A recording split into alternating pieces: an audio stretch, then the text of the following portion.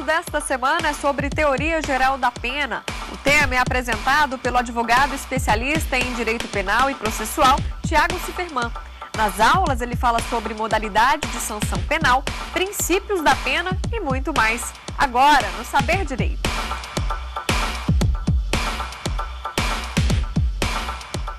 Caríssimos, sejam muito bem-vindos a mais um encontro aqui pelo TV Justiça, não é? Fazendo a apresentação aqui no programa Saber Direito. Meu nome é professor Tiago de Oliveira Rocha Ciferman e eu vou apresentar para vocês a teoria geral da pena, né? É um tema bastante tortuoso, com certa complexidade, mas que nós vamos aqui elucidar para você, principalmente aí, aluno de graduação. Caríssimo, nós temos 5 aulas, tá bom? 5 aulas. Na primeira aula, que é a aula de hoje, tá bom? Nós vamos ver o que da teoria geral da pena, professor? Nós vamos ver modalidades de sanção penal. Dentro destas modalidades de sanção penal, nós vamos explorar o quê? Nós vamos explorar a diferença entre pena e medida de segurança. Nós vamos falar sobre periculosidade, culpabilidade, enfim. Depois, na nossa aula 2, nós vamos ver princípios, os princípios que abrangem a teoria geral da pena. Você vai estudar legalidade, pessoalidade, enfim, uma série de princípios que nós vamos ofertar para vocês. Posteriormente, nós vamos ver mais. Nós vamos ver aí as modalidades de penas privativas de liberdade. Após as modalidades de penas privativas de liberdade, vamos ver também regimes. E, por último, nós vamos ver os sistemas para aplicação da pena, o chamado critério trifásico. Como é que eu chego à pena em concreto? Sabido disso, caríssimo, sabido disso, entendido essa circunstância, vamos já para a nossa primeira aula, ok? Tranquilo? Tá aí com papel na mão, tablet na mão para anotar? Vamos lá, vamos lá. Olha só, caríssimo, presta atenção. A primeira coisa que você vai levar em consideração é que a sanção penal é uma resposta estatal. Isso é fácil, né? Tranquilo. Sanção penal, resposta estatal. Resposta estatal a qualquer tipo de condutas consideradas ilícitas, consideradas contranormativas, condutas que afetam a norma. Tá bom, ótimo, professor, até aí eu entendi. Mas essa sanção penal, ela se divide, ela é gênero do quais são espécies, a pena e a chamada o quê? Medida de segurança. Eu acho que você já está bastante familiarizado com isso às vezes. Pena, você sempre fala, a pena é aplicada para o imputável, aquele indivíduo que é capaz, o indivíduo que é maior de 18 anos, aquele que tem plena capacidade mental de realizar os seus atos. É exatamente, muito fácil. E a medida de segurança é aplicada para o inimputável. É tranquilo, né? Muito fácil. Todavia, existe também a figura do semi-imputável, lá no artigo 26, parágrafo único.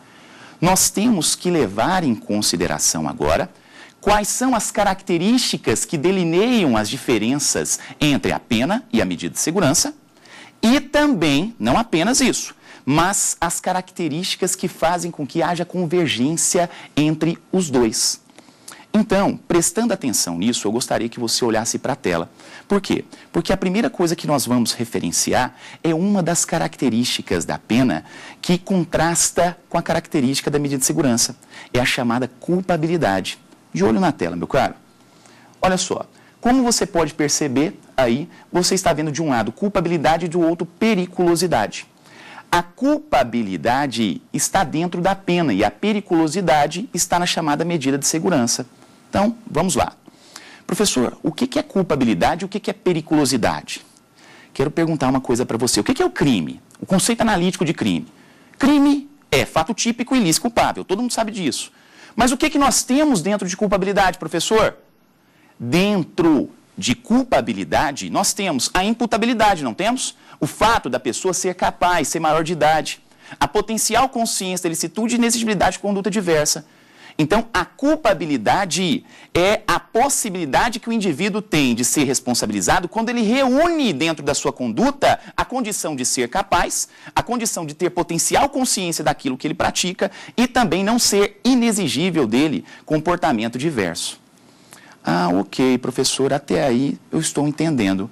Todavia, senhores, nós só podemos demonstrar culpabilidade em concreto. Nós temos que avaliar o caso concreto, nós temos que avaliar o conjunto de provas para saber se aquele indivíduo, no momento da conduta, tinha totais condições de reconhecer o caráter ilícito do fato e de se comportar de acordo com a sua conduta, de acordo com a sua intenção. Professor, a culpabilidade, então, como elemento do crime, diz unicamente que o indivíduo tem que ser responsável, que ele tem que ter potencial consciência da ilicitude e que não pode ser exigível dele comportamento diferente. Ótimo. Mas o que é a periculosidade? É interessante porque a periculosidade, ela se aplica àqueles indivíduos que são considerados inimputáveis, aos quais nós iremos aplicar a medida de segurança. Vamos dizer que o indivíduo tem um determinado retardamento, tá bom? Ele tem uma determinada supressão da sua habilidade de pensar, enfim. Diante disso, ele pratica um crime. Aí você pensa, o inimputável recebe alguma sanção do Estado? Recebe. Ele recebe a medida de segurança. Todavia, a medida de segurança só vai ser aplicada a este inimputável se comprovado não, se perceber-se que há algum grau de periculosidade. E em relação ao inimputável, a periculosidade é o quê? É presumida. Todos aqueles que realizam crimes e têm alguma debilidade, você presume que há periculosidade. É um conceito muito brando, tá bom? É um conceito muito brando. Enfim, você percebe que temos a culpabilidade, você percebe que temos a periculosidade, que a culpabilidade é para avaliar o indivíduo que é imputável, que é responsável, e que, olha só, e que a periculosidade é para avaliar aquele indivíduo considerado irresponsável. Até aí tudo bem.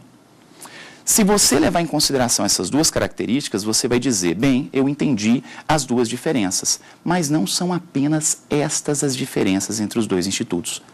Quer ver por quê? Pergunto para você, qual que é a finalidade da pena? Você sabe me dizer qual que é a finalidade da pena? Caríssimo, você tem que analisar o artigo 59 do seu Código Penal.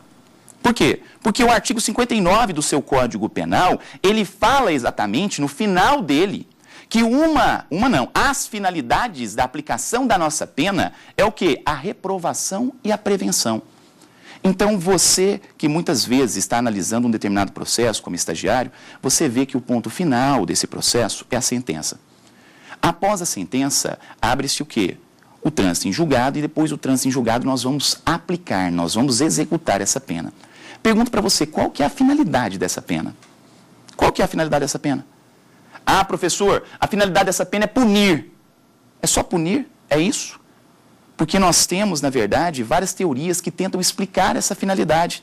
E eu acabei de falar para você que no artigo 59, última parte, fala exatamente quais são as finalidades que o nosso Código Penal brasileiro adotou. Senhores, se o Código Penal brasileiro, na última parte do artigo 59, disse que a nossa pena se presta para, olha só, reprovar e prevenir, evitando a prática de crimes, quer dizer que a finalidade da pena que nós adotamos é chamada de eclética. Nós temos uma finalidade eclética, nós temos a chamada adoção da teoria mista. Nós não usamos a pena simplesmente para retribuir, não usamos a pena simplesmente para reprimir o comportamento, mas usamos a pena também para prevenir a prática de outras condutas ilícitas. Então nós temos a retribuição e nós temos a prevenção. Senhores, se vocês perceberem, caríssimos, se vocês perceberem, então já pontuamos aqui duas distinções significativas. A primeira é que na pena existe análise da culpabilidade. Na medida de segurança existe análise da periculosidade. O que mais, professor? Na pena, nós temos finalidades retributivas, ou seja, eu quero punir o indivíduo, e nós temos finalidades também preventivas. Eu quero prevenir a prática de crimes. Professor, tudo bem, estou entendendo, estou chegando lá. Mas olha só, qual que é a finalidade da medida de segurança? Porque o senhor está explorando exatamente as diferenças. Caríssimo, qual que você acha que é a finalidade da medida de segurança? Por que eu aplicaria essa modalidade de sanção penal a alguém considerado inimputável ou semi-imputável? Eu aplicaria para que essa pessoa se restabeleça, para que ela volte a si, não é isso? Então quer dizer que a medida de segurança tem uma tal de finalidade terapêutica. Você no caso vai segregar aquele indivíduo, colocando ele em tratamento ambulatorial, por exemplo, ou internação, para que aquele indivíduo se restabeleça. Ele não cometeu? um determinado crime? É. Não recebeu medida de segurança em contrapartida? É. Então vamos mantê-lo internado ou vamos aplicar tratamento ambulatorial até que esse indivíduo se restabeleça. Então a finalidade da medida de segurança, muito simples, é o quê? A finalidade dela? Totalmente diversa da pena. Não é retribuir, não é prevenir. É o quê? Tratar. Tem a finalidade terapêutica. Se você for agora para a tela, você vai perceber, olha só, logo abaixo no nosso quadrinho, a primeira coisa que eu disse era culpabilidade e periculosidade. Agora você percebe que a pena, ela trata de quem aí, ó? Imputável e a medida de segurança do semi-imputável. Posteriormente, abaixo aí, você percebe, ó, a sentença que aplica a pena é uma sentença condenatória. E a sentença que aplica a medida de segurança, ela é uma sentença absolutória imprópria. Caríssimos, prestem atenção. Então, já pontuamos aqui diversas diferenças, né? E são diferenças significativas. E você percebeu aí no seu quadrinho que existe diferença, inclusive, entre a natureza jurídica das sentenças. Da sentença, então, que através dela se cria a pena, e da sentença onde se coloca a medida de segurança. Quando o indivíduo recebe a medida de segurança, a sentença não é condenatória. Você está me ouvindo? Não é condenatória. A sentença, ela é absolutória imprópria. Presta muita atenção. Está me ouvindo? Meu filho, está me ouvindo? Olha só, eu tenho um probleminha significativo, tá, com isso daqui. Geralmente, quando eu falo caríssimo, eu estou tranquilo com você. Quando você começa a não entender, eu falo desse modo. Então, é para você me entender. Olha só, eu falei para você que a medida de segurança, ela vai ser aplicada, mas a natureza jurídica da sentença é absolutória imprópria, diferente da pena. A pena é condenatória. Mas, professor, eu li no seu quadro, eu acabei de ler no seu quadro, falando sobre o semi-imputável. Lá embaixo está falando sobre o semi-imputável. E lá embaixo, sobre o semi-imputável, está falando exatamente que a natureza jurídica da sentença para ele é condenatória. Você falou tudo. O que foi? Você não entendeu? Você leu lá? Se você leu, você entendeu muito bem que, ao final, faz uma observação.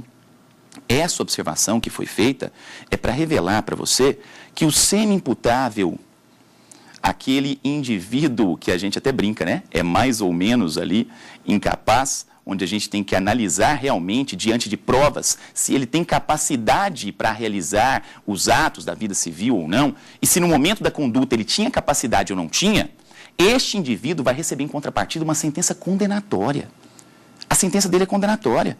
Há tanto que a sentença condenatória, com o artigo 26, parágrafo único, fala de uma causa de redução de pena para quem é o semi-imputável. Professor, olha só, então eu estou apreendendo aqui as diferenças entre as sanções penais. O senhor falou para mim da pena e da medida de segurança. A pena tem culpabilidade, a medida de segurança tem periculosidade. A pena tem finalidade retributiva e tem finalidade preventiva, enquanto a medida de segurança tem finalidade terapêutica. A pena tem natureza jurídica de sentença condenatória, não é isso? Ela é extraída de uma sentença condenatória. Tá bom, mas a medida de segurança, a natureza jurídica da sentença que emite a medida de segurança é absolutória imprópria.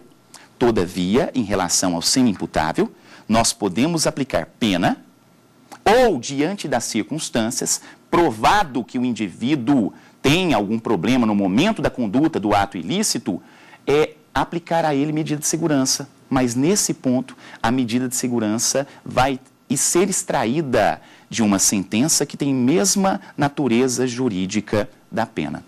Qual? Sentença condenatória. Ok isso? Tranquilo? Ótimo. Sabido isso, senhores, cria-se agora uma necessidade. Qual necessidade, professor? Porque eu sei o que é a pena. Eu sei a diferença entre pena e medida de segurança. Urge uma determinada necessidade aqui. É você explorar comigo, por exemplo, qual que é o tempo máximo para a aplicação de uma pena privativa de liberdade. Você sabe me dizer? Aí você fala, fácil, professor? Fácil, eu estudei isso, tá bom? Estudei. Está lá no artigo 75 do Código Penal. E neste artigo 75 do Código Penal, fala que o período máximo de cumprimento de pena, da pena privativa de liberdade, é de 30 anos. 30 anos? São 30 anos. Caríssimos, 30 anos apenas é esta pena. Todavia, quanto tempo para se cumprir a medida de segurança? Antes que eu responda essa questão para você, há um questionamento de um dos nossos telespectadores que nós vamos chamar agora. Podemos aplicar a pena e a medida de segurança juntas no caso do semi-imputável? Caríssimos, pergunta bastante oportuna, porque agora, respondendo essa questão, nós vamos mostrar o ponto de convergência entre a pena e a medida de segurança. Como assim? Existe possibilidade de cumprimento de pena e medida de segurança aplicáveis ao mesmo tempo para o semi-imputável? Eu gostaria que você se lembrasse daquilo que nós vimos no quadro. No quadro existia a referência ao semi-imputável. O semi-imputável, ele pode receber pena ou pode receber medida de segurança. Depende da avaliação que o juiz fizer do caso concreto. Se o juiz perceber que num determinado momento da sua conduta ele era totalmente incapaz e que ele merece em contrapartida uma sentença condenatória, ele vai receber o quê? Pena. Ele vai receber pena e vai cumprir essa pena normalmente com uma redução. Estão ouvindo isso? Com uma redução nos termos do parágrafo único. Todavia, caso o juiz perceba que diante das circunstâncias ele mereça um tratamento ambulatorial, uma internação, ele vai receber medida de segurança. Então, o semi-imputável pode receber ou uma ou outra, jamais as duas. Você está me ouvindo certinho?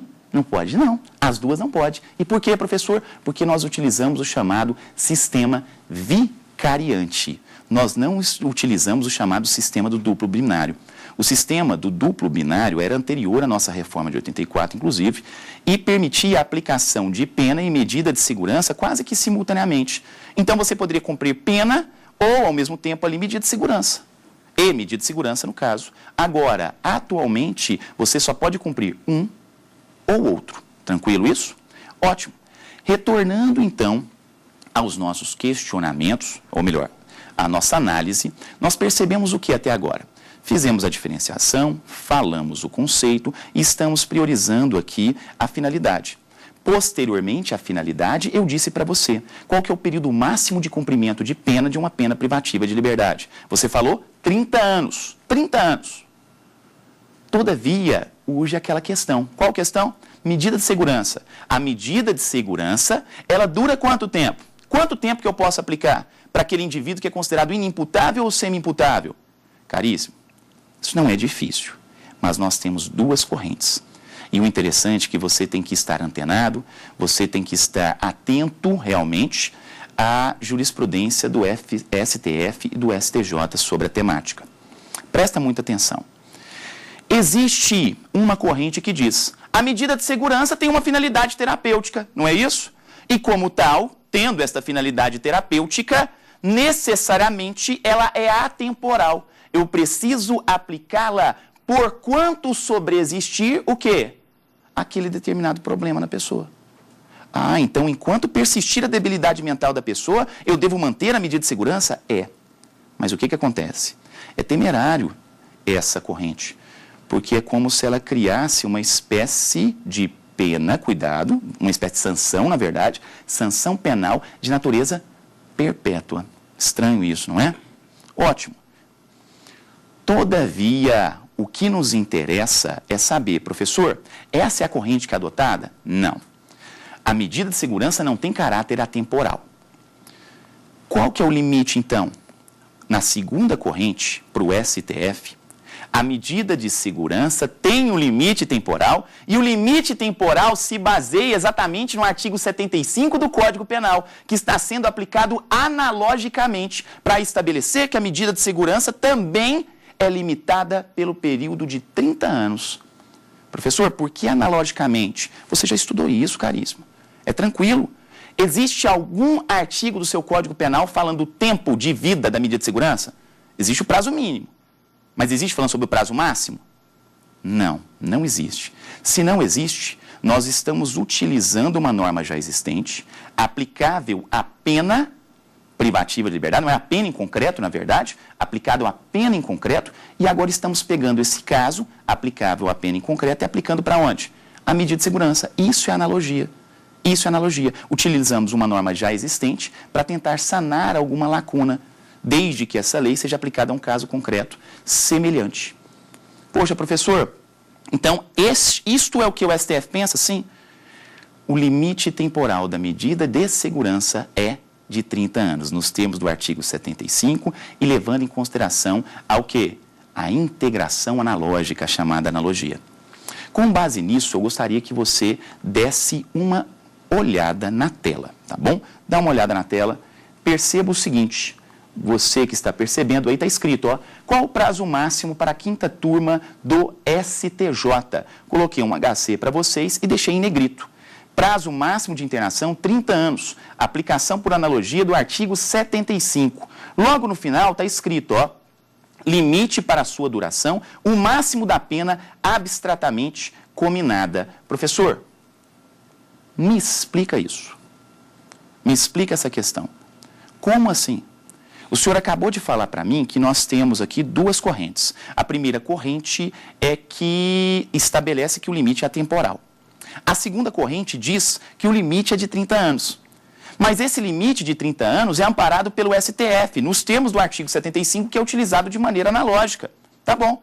Mas o senhor acabou de ler uma decisão da 5ª turma do STJ, que inicialmente ratifica a posição do STF, diz, ó, tem limite temporal. Mas depois, ao final dela, diz que o limite temporal não é o artigo 75.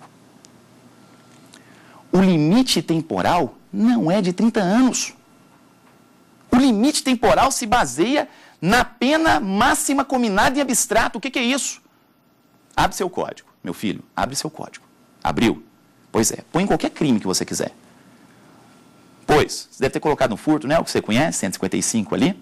Você vai perceber que tem uma pena máxima e uma pena mínima, não tem? Tem lá, pena máxima e pena mínima. 1 a 4 anos, furto simples. Na hora que você olhar a pena máxima e a pena mínima, você vai perceber. A pena máxima combinada e abstrato, a pena máxima que está descrita dentro do seu Código Penal para o furto não é 4 anos? É. Então está dizendo, olha só, essa corrente, essa 5ª turma do STJ, está dizendo que o limite temporal se baseia no máximo da pena combinada e abstrato. Quer dizer que a medida de segurança aplicável a esse indivíduo não poderia ser superior a 4 anos. O que nos causa estranheza, né? Porque se a finalidade da medida de segurança é terapêutica, quer dizer que ela tem a finalidade de tratamento. Então o indivíduo teria que ser tratado até que se restabelecesse. Mas não é assim. Então você acabou de perceber duas correntes, onde a primeira é atemporal e a segunda diz que é temporal. Mas a segunda nós temos raciocínios diferentes entre STF e também a 5ª turma do STJ. Ok? Tranquilo? Ótimo.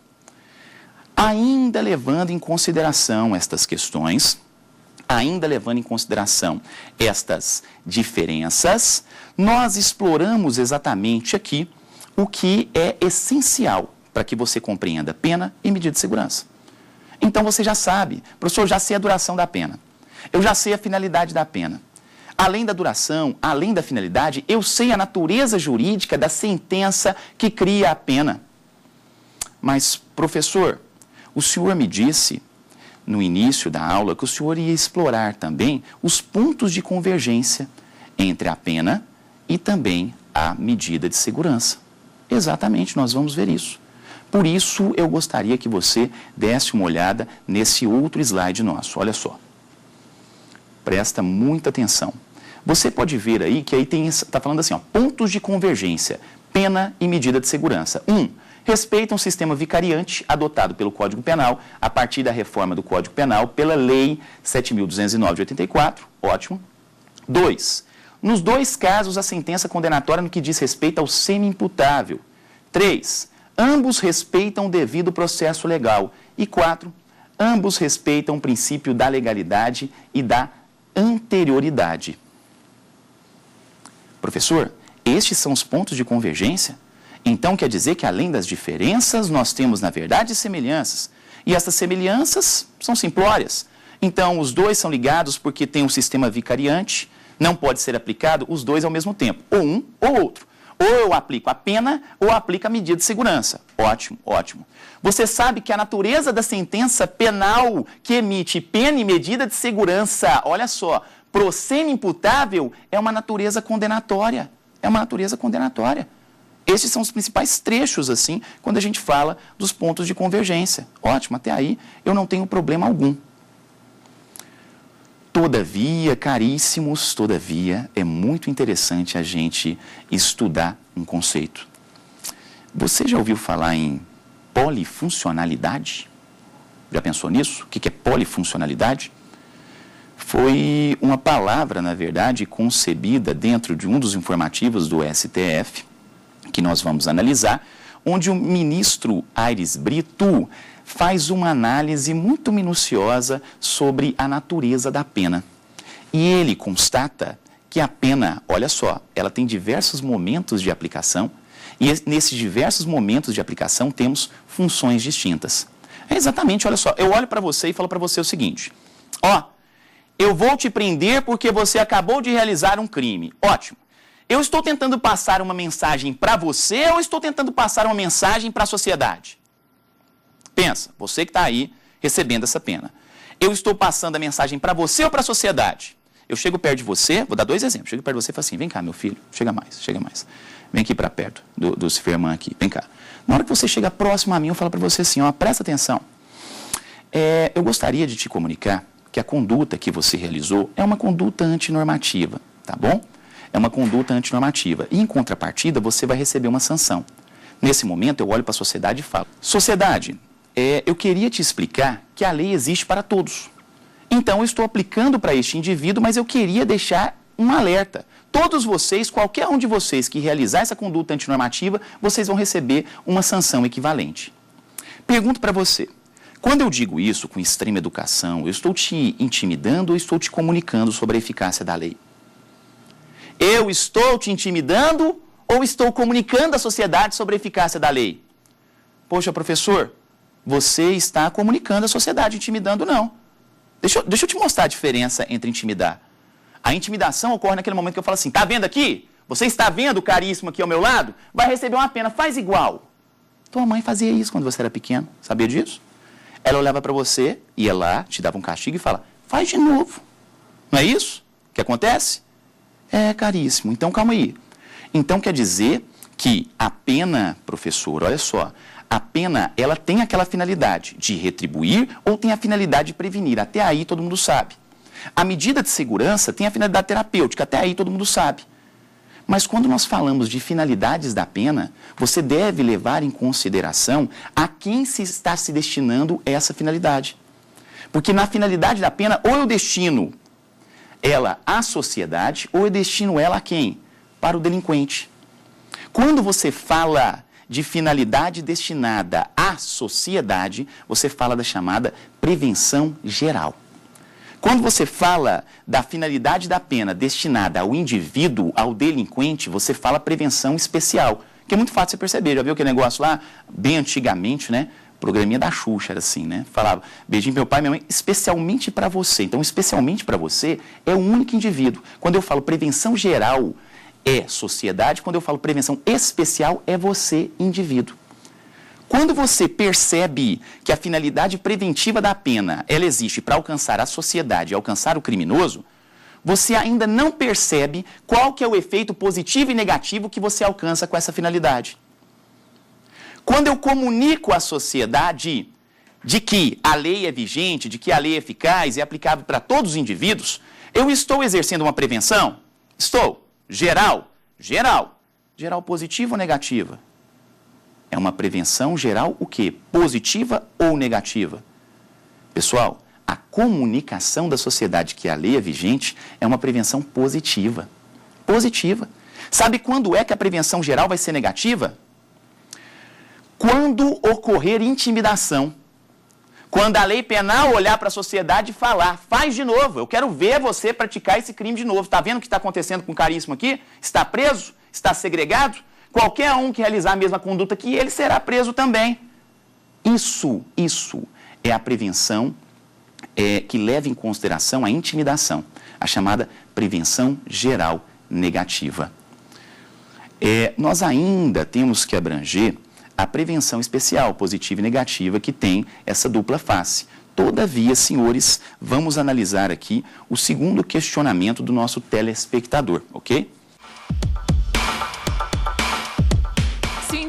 comete um crime de menor potencial ofensivo aplicado à transação penal, essa seria uma modalidade de pena?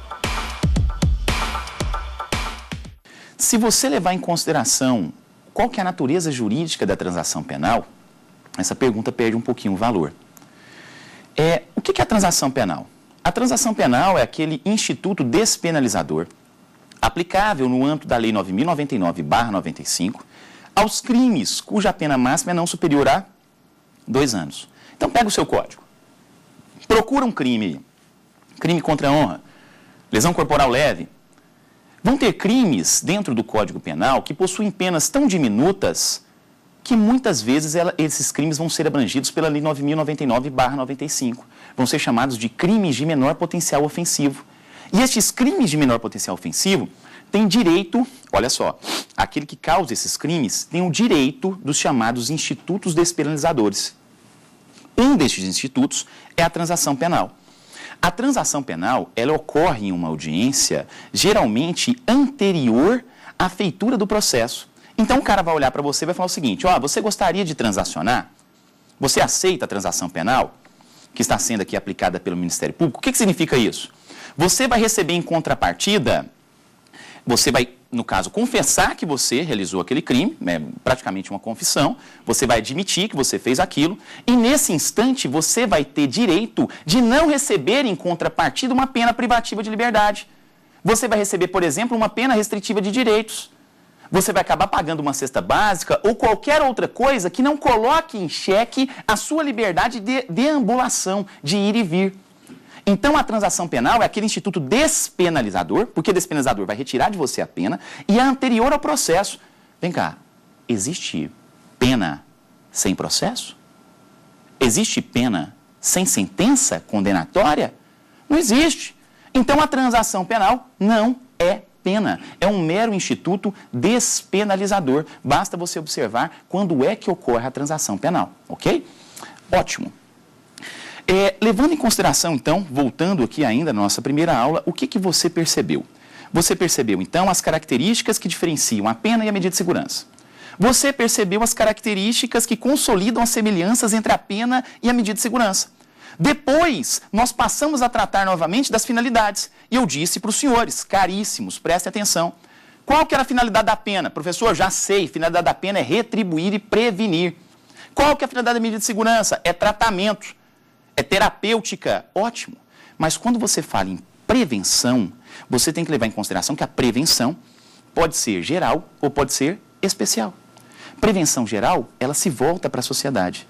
Prevenção especial, ela se volta para o criminoso. Então, qual que seria a finalidade da pena? A finalidade da pena é atingir a sociedade ou atingir o criminoso? Se você disser que a finalidade da pena é atingir a sociedade, nós temos um efeito positivo e negativo disso. Qual que é o efeito positivo e negativo disso? O positivo é simples. Você está comunicando à sociedade que a lei é vigente. O efeito negativo é quando você intimida a sociedade para que ela obedeça à norma. Então, necessariamente, você está falando que a norma é vigente, mas você está dizendo, eu estou intimidando vocês. Eu estou dizendo para vocês, façam que vocês vão receber isso em contrapartida. Ok, professor. Então, nós temos efeito positivo e negativo. Mas do mesmo jeito que nós temos esse efeito positivo e negativo, quando a finalidade tenta alcançar a sociedade, nós temos um efeito positivo e negativo quando a finalidade quer alcançar o criminoso. Professor, quando a finalidade quer alcançar o criminoso, estamos na chamada prevenção especial. E essa prevenção especial, essa necessidade preventiva especial que alcança o criminoso, ela pode ter também um efeito positivo e negativo? Aquele que eu falei, que a tua mãe fazia quando você jogava bola lá na sala e quebrava os copos de cristal, não era isso? Tua mãe chegava perto de você, dava um castigo, não é? Dava um castigo para você lá. Na minha época era um pouquinho diferente, tá? O castigo, olha só. Te dava um castigo e falava para você, faz de novo. Caríssimo, quando eu aplico pena para você, tentando intimidar você, isso daqui é para alcançar qual efeito? Negativo ou positivo? Não fala que é positivo, não. Para com isso. Está pensando no pensamento da sua mãe. Estou falando para você que recebeu a pena. Positivo ou negativo? Você vai dizer, poxa, professor, entendi. Isso aqui seria um comportamento, então, negativo. É negativo. A tua mãe, naquele momento, estava tentando inibir a sua reincidência. Estava tentando inibir o seu comportamento reiterado. Não é para você reincidir. Então ela olha para você e fala, faz de novo, quero ver você fazer de novo. Basicamente é o que o Estado fala para você. Ele vai lá, faz um processo, tem a pena.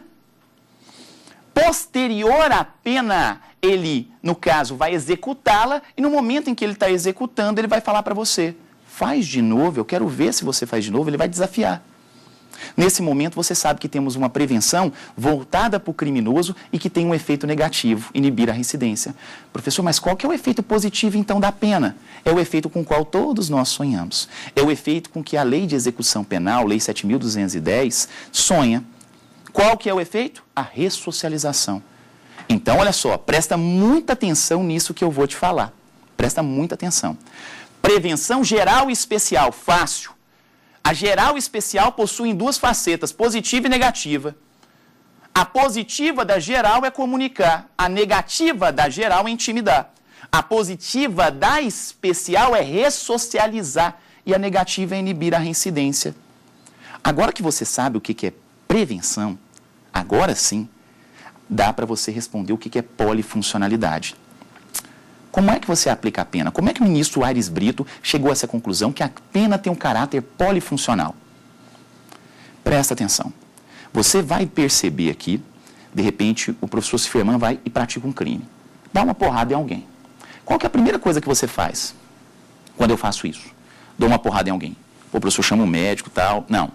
Primeira coisa que você vai fazer como jurista é analisar como é que a minha conduta se adequa de modo harmônico com o seu Código Penal. Ou seja, qual que é o crime descrito no seu Código Penal que se harmoniza perfeitamente com a conduta que eu pratiquei aqui fora? Você vai chegar à conclusão, você vai falar o seguinte, pô, professor, isso aí é lesão corporal, né? Dependendo do carinha que eu der um soco, vai ser tentativa de homicídio, não vai não?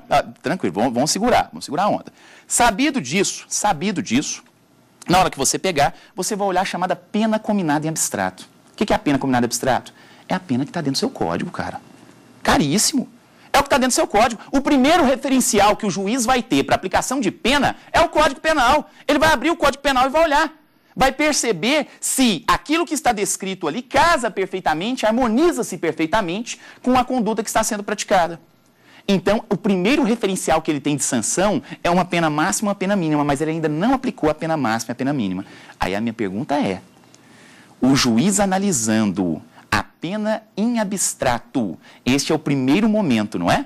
Não é o primeiro momento para que ele chegue ao final das contas na pena em concreto? É, caríssimo. Então nós temos aqui na polifuncionalidade 3 momentos. Primeiro momento é a cominação da pena em abstrato. É quando você olha para o Código Penal e tenta fazer este exercício de harmonia entre o mundo e o que está descrito no Código. Depois que você percebe que a pena é de 1 a 4 anos, pergunto para você, nesse primeiro momento, você está tentando atingir uma finalidade preventiva geral ou especial? Quando você olha para o Código. Geral ou especial? Pensa comigo. Você está tentando dizer para a sociedade ou está tentando dizer para o indivíduo? Caríssimo, é óbvio que você está olhando para a sociedade. Você quer saber em que a conduta desse indivíduo repercutiu na sociedade. Qual que foi o crime que ele causou? Não é isso? É óbvio que é isso.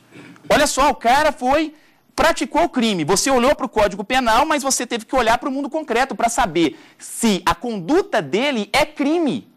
Então, qual o crime que ele praticou perante a sociedade? Já que você sabe disso, então quer dizer que o primeiro momento para que você chegue à pena é esse momento da cominação da pena em abstrato. E nesse momento nós temos uma função. Qual que é a função? Prevenção geral. Nós estamos prevenindo a prática de crimes pela sociedade, apresentando à sociedade que a lei é eficaz, positiva. E, ao mesmo tempo, dizendo o que para a sociedade? Dizendo o que para a sociedade? Que esse indivíduo vai ser ressocializado? Não, é a prevenção geral. Prevenção geral positiva e também temos ali a negativa. Ótimo. Então, nós temos o primeiro momento, cominação da pena em abstrato. Qual que é o segundo momento? Agora, no segundo momento, é interessante. No segundo momento, você vai ter que aplicar a pena em concreto. Agora você tem que escolher. Eu vou aplicar 1, 2, 3, 4 ou 5 anos. Quanto que eu vou aplicar para aquele indivíduo? E para aplicar a pena para esse indivíduo, você tem que sopesar agora o comportamento dele. Não basta você realizar a harmonia entre a conduta deste indivíduo na sociedade e aquilo que está descrito no Código Penal. Você agora precisa pensar, precisa imaginar qual que é o grau de reprovabilidade do comportamento desse indivíduo. O que esse indivíduo fez de concreto? O que foi que ele furtou? Qual que foi a violência e grave ameaça que ele cometeu? Agora você vai peculiarizar o caso. Você não vai mais olhar apenas para os critérios de pena máxima e pena mínima que estão definidos abstratamente dentro do seu código. Você vai saber exatamente, o juiz vai agora descobrir o quantum de pena que ele vai aplicar. Caríssimo, quando eu vou aplicar uma determinada pena para um indivíduo, eu olho para a sociedade ou olho para o indivíduo para descobrir essa pena? Qual que é a finalidade aqui? A finalidade, eu estou tentando atingir a sociedade ou o criminoso com a aplicação da pena em concreto? Se você falou sociedade, está errado. Você está errado, tá bom? Presta atenção, meu filho. E por que eu estou errado, professor? Porque quando você vai aplicar uma pena para um criminoso, se você olhar para a sociedade e falar assim, quanto que eu dou de pena? A sociedade vai falar, prisão perpétua. Algumas pessoas vão falar isso. Outras pessoas vão falar o quê? Além da prisão perpétua, pena de morte. Cara, não dá. Caríssimo, não dá. Então, você tem que levar em consideração que o juiz, nesse momento, vai fazer uma análise do criminoso. A pena vai ser aplicada pro criminoso. Quem vai sentir os efeitos dessa pena é o criminoso. Então, a prevenção aqui não é mais geral. Ela não se destina à sociedade. Ela se destina ao quê? A inibir a reincidência e a retribuir, no caso, aplicar para o criminoso uma sanção de acordo com o quilate da ofensa que ele cometeu. Ah, professor, eu estou entendendo, olha só. O ministro Aires Brito, então, falou que a pena tem um caráter polifuncional porque ela tem diversos momentos e nesses diversos momentos nós temos funções distintas. No primeiro momento, a combinação da pena em abstrato. E você percebeu que a função aqui é o quê? A finalidade? Prevenção geral. No segundo momento, é a combinação da pena em concreto. E da combinação da pena em concreto, presta muita atenção, nós temos uma outra função. Qual que é a função? Prevenção especial. Você quer dar ao criminoso aquilo que é necessário para ele. É ele que vai sentir os efeitos e a repercussão da pena. Temos um terceiro momento ainda, não temos, professor? Temos. Se primeiro o juiz olha no código, combinação da pena em abstrato. Segundo, o juiz aplica a pena em concreto, ele escolhe qual que é o quantum de pena que ele vai aplicar. Terceiro é o quê? A execução penal. Agora você vai sofrer a pena, agora você vai ficar preso. Pena privativa de liberdade muitas vezes. Pode ser outro tipo, mas ok. Agora você vai ficar segregado. Estou perguntando para você, no momento em que você está cumprindo pena, qual que é a finalidade que nós estamos tentando atingir? Pensa comigo. Qual que é a finalidade que nós estamos tentando atingir? Caríssimo, a finalidade que nós estamos tentando atingir é uma e qual? Prevenção especial positiva. Professor, prevenção especial positiva é porque depois de preso, o que o Estado quer nos termos da LEP, do Código Penal, é a sua ressocialização. Caríssimo, caríssimo. Então ficou muito fácil. O ministro Aires Brito falou exatamente sobre esse caráter polifuncional da pena, que está descrito inclusive no informativo que daqui a pouco nós vamos mostrar, falando exatamente sobre o quê? Sobre estas três etapas da pena, esses três momentos. Primeiro momento, segundo momento, terceiro momento. E para cada momento uma função distinta. Fácil, tranquilo. Inclusive, é muito importante que nós façamos a leitura de parte deste informativo, tá bom? Nós vamos fazer logo após a pergunta aqui do nosso telespectador. A sentença de medida de segurança para o semi-imputável é absolutória? Caríssimo, foi aquilo que nós falamos logo no início, tá bom? Eu disse o que para vocês? Eu disse para vocês que para o imputável, eu aplico sentença. Não é isso? E uma sentença condenatória, porque ele é capaz, maior de 18 anos, não tem nenhuma debilidade mental. Para o semi-imputável, tanto faz se eu estou aplicando para ele uma medida de segurança ou estou aplicando para ele uma pena. De qualquer das duas maneiras, a sentença aqui é tipicamente o quê? Condenatória. Ela é condenatória. A sentença só vai ser absolutória imprópria quando eu estiver aplicando a sanção penal medida de segurança pro inimputável. Tá bom? Ok? Tranquilo. Sabido disso, senhores, analisando aí desde o início do nosso bloco aí, dessa primeira aula, o que você pôde perceber em termos de diferenciação entre as sanções penais? Eu disse para você que a sanção penal era gênero, do qual era espécie, pena e medida de segurança. Falei qual era o prazo da pena, falei qual era o prazo da medida de segurança, falei que esse prazo da medida de segurança tem duas correntes distintas. Falei mais, falei que as finalidades da pena são diferentes das finalidades da medida de segurança. Explicamos sobre o imputável, sobre o semi-imputável e estamos falando agora sobre a polifuncionalidade. Um conceito que foi aí analisado pelo ministro Aires Brito. E em razão disso, eu pedi para vocês, falei para vocês o seguinte, primeiro imagine que nós temos 3 etapas diferentes para a formação da pena, né? Para aplicação e formação da pena. Ótimo. E nestas 3 etapas, nesses 3 momentos, nós temos funções diferentes. Preste atenção na tela, que eu vou mostrar para você exatamente esse informativo. Informativo 598 do STF, HC 97256 do Rio Grande do Sul, relator, ministro Aires Brito. Perceba o que se diz. Nos quadros da nossa orientação constitucional e ordinária, pode-se entender ter prevalecido o que se poderá chamar de polifuncionalidade da sanção penal. Ou seja, uma concepção eclética em que se integram as instâncias retributivas e da reinserção social. Simples, simples. Agora você sabe o que é a polifuncionalidade, tá bom? Tá muito tranquilo isso, você não vai ter essa dificuldade em relação a descobrir em que contexto que o ministro Aires Brito, ao qual contexto ele está se referindo. Ótimo. Caríssimos, definidas estas premissas, então, resta saber o que, professor, em relação à sanção penal? Horas, resta você se deparar com aquele quadro que eu falei das prevenções. Lembra que eu falei? Que a pena tem um caráter preventivo? Então vamos lá, perguntinha rápida para você. Qual que é a finalidade da nossa pena segundo o Código Penal? Nós adotamos uma teoria retributiva, nós adotamos uma teoria preventiva ou nós adotamos uma teoria eclética? Professor, sei não. Eu sei que o senhor falou que no artigo 59, logo no final dele, estava descrito o seguinte, prevenção e reprovação. Estava descrito isso. Se a nossa finalidade é mista, leva em consideração reprovar e prevenir, quer dizer que nossa teoria é absoluta ou retributiva, é preventiva ou é eclética? Eclética. A nossa teoria é eclética, o ministro Aires Brito falou, foi sobre isso, o ecleticismo, não é? Da nossa pena, porque nós temos 2 finalidades distintas. Quando você fala que a finalidade da pena é apenas retribuir, sabe o que você está dizendo? Que a pena é um fim em si mesma. Você está dizendo que nós aplicamos a pena só para punir. Sabe o que significa isso? Que você está abrindo mão de todo aquele rol garantístico e essencial para a manutenção daquela pessoa em segregação e também está abrindo mão de uma potencial ressocialização.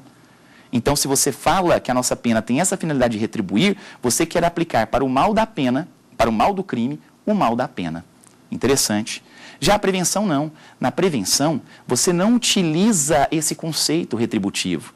Você não acha simplesmente que a pena é um mal que é aplicável em contrapartida ao mal do crime. Você acha diferente. Você acha que a pena é um instrumento. Você quer alcançar algo através da pena. É um instrumento a serviço de algo. E quando ela é instrumento, quando ela serve para alguma coisa, você já percebe que ela não é um fim em si mesmo. O fim dela maior é o quê? O ajuste da pessoa que está em conflito com a lei. É a ressocialização deste indivíduo. É prevenir que a sociedade pratique condutas antinormativas. É prevenir que o indivíduo seja reincidente. Ah, ok, professor.